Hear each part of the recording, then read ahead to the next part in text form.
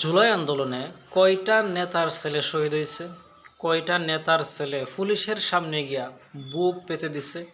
কয়টা নেতার ছেলে আন্দোলন করছে বলতে পারবেন?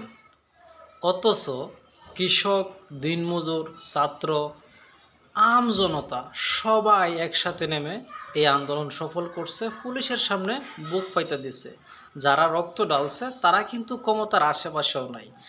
আর যেই সকল লোকরা এসি রুমে ছিল, বিভিন্ন দেশে পালায়া ছিল, বিভিন্ন গর্তে লুকায়া ছিল, তারা আজকে আইসা ক্ষমতা দখল করতেছে, বলতেছে তারা হচ্ছে মাস্টার মাইন্ড।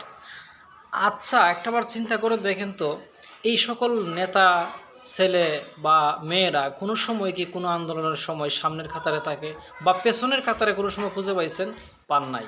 তাহলে এই আমজনতাই সব সময় রক্ত দেয়, মরে, কিন্তু সবচেয়ে অবহেলিত এবং নিগৃহীত প্রাণী তারাই থাকে।